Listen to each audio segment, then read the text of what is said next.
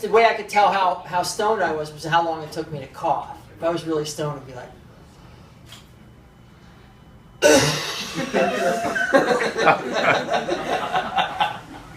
and I knew, if it was like 5 minutes, then I was really tired. Anyway, 16th Avenue gig. So I'm been working on monologues about my life as a creative artist disguised as an IT consultant in corporate America. I'm still trying to get out of the fucking disguise, but anyway, I do IT consulting, and one of the things that goes on, there's a lot of terms that are thrown around, like search engine optimization or gamification. I don't really understand any of this stuff, but I'm actually involved in user experience. User experience is something that we all do all the time. You don't even realize when you're doing it. So, let me give you an example. So, let's say you're at work, and you've already been to that cubified office pantry and activated the coffee pod device and wound up in some small talk about the heat or the cold or the rain or the wind or snow or sleet or some meteorological meaninglessness. And now you're back at your desk. You haven't checked personal email in like 2 minutes. And you get an email from a friend who's going to Costa Rica. Now, this is a friend who's always traveling and telling you about the wonderful places they're going to. As if you give a shit. They included a link in the email to the hotel they're staying at in Costa Rica.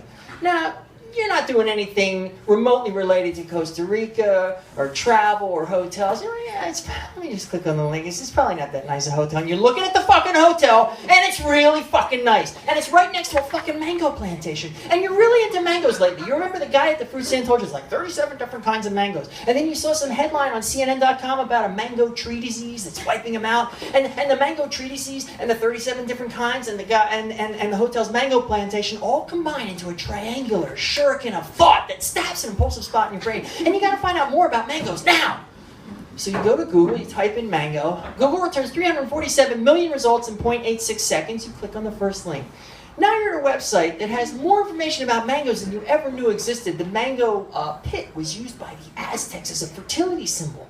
And mango skin can be peeled and boiled down to a medicinal tea, which cures rectal bleeding. Didn't know that. And there's a link there you can click and you can hear how the word mango is pronounced in Zambia, which is. So then you some catches your eye in the middle. It's in the middle of the page, it's a banner for whatever the fuck it is. And you're like, I don't know, I might want to get it, whatever the fuck it is. So you click on the link for whatever the fuck it is, and now you're at the website for the company that makes and sells whatever the fuck it is. And you're looking at whatever the fuck it is, and you can see a cross-section, you can zoom in and out, you can rotate it in and around, and you can read about the features and the benefits and the resealable Loctite flick and fleck. And then you realize, well, if I'm going to get whatever the fuck it is, I got to get whatever the fuck that is, too. So, boom, you go into ordering. Now you just have to decide how you want it shipped, where you want it shipped, you want it monogrammed, gift wrapped, what color, size, texture. And because you've never been to this website before, you have to create an account.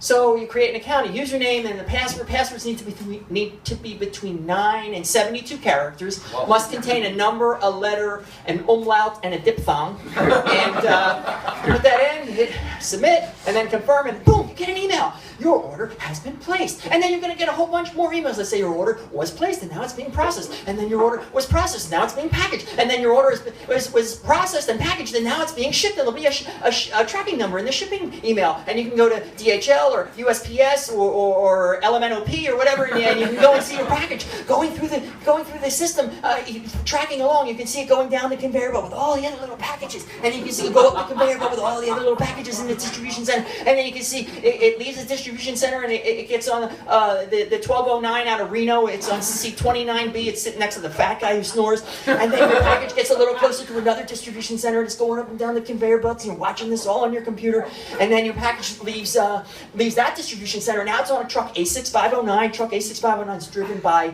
Carmine D'Amico. Carmine has like 2 kids, and he's on his second marriage. Things are going a lot better now.